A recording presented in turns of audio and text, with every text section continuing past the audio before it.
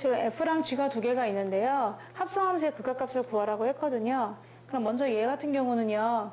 f를 먼저 한 다음에 g를 한 거고 얘는 g를 한 다음에 f를 한 거죠? 두 개가 다른 겁니다. 순서가요. 그럼 얘는 어떻게 따져야 될까요? x에서 fx를 먼저 따진 다음에 그리고 g라는 옷을 입어야 되는 거고 얘는 순서가 바뀌어서 x에서 g를 먼저 입고 그 다음에 다시 겉옷 f를 입는 겁니다.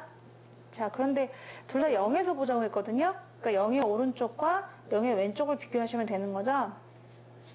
0의 오른쪽과 0의 왼쪽을 비교하면 돼요. 이게 극한만 구하는 것이다 보니까 우극한 저극한만 같으면 되는 거잖아요. 자, 이제 f에서 적용을 시켜보겠습니다. 0의 오른쪽 접근이에요. 그럼 이렇게 오면은요, 높이는 이렇게 오죠. 마이너스 1로 가지만 마이너스 1을 큰 쪽에서 접근하는 겁니다. 작은 쪽이 아니고요. 그래서 얘를 마이너스 1의 큰 쪽 접근이다 라고 할 수가 있는 거죠. 그리고 0의 왼쪽은요, 이렇게 가잖아? 그럼 이 함수 높이는 점점 1에 가까이 간다?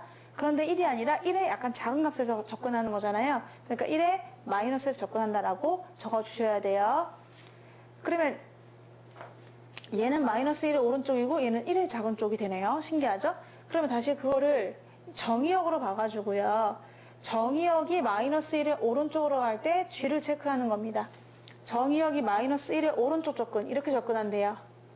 이렇게 접근하면은 그때 g는 1로 가까이 가죠. 물론 1에 약간 작은 값에 가지만은 이 마이너스를 붙일 필요는 없어요. 마지막에는 최종 확정값이 되겠습니다. 이제 1의 오른쪽으로 가는 거잖아요. 1의 왼쪽. 그래서 1의 왼쪽으로 가면은 이렇게 가게 됩니다. g에서요. 그래서 이렇게 가면은 얘가 이렇게 가니까 그때 높이는 1로 가까이 간다는 걸 알 수 있거든요. 그래서 얘도 1의 작은 쪽이긴 하지만 그래도 이제 마지막 최종 확정된 값에서는 이걸 그냥 그대로 써주시는 거예요. 마이너스 플러스 붙이지 않아. 근데 얘네들이 지금 똑같잖아요. 따라서 존재한다. 얘네들은 극한값이 1이다 라고 할 수가 있는 거죠. 자, 예를 보면은요. 이젠 g부터 하는 거잖아요. 그래서 0 플러스로 0의 큰 쪽 접근으로 가고 있습니다. 그럼 0의 큰 쪽 접근으로 가고 있으면은 이렇게 오게 되는데 g는요. 그런데 얘는 0의 큰 쪽에서 오는 거잖아요. 그래서 0의 큰 쪽에서 온다라고 쓸 수가 있고 0의 왼쪽 접근은요. 0의 왼쪽 접근도 높이가 이렇게 오니까 0의 큰 쪽에서 오시는 거잖아요.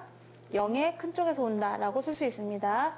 그런데 이걸 다시 이제 이 정의역으로 해가지고 0의 둘 다 큰 쪽으로 오고 있어요. 둘이 똑같네요. 그러니까 무조건 얘는 극한값 존재하죠.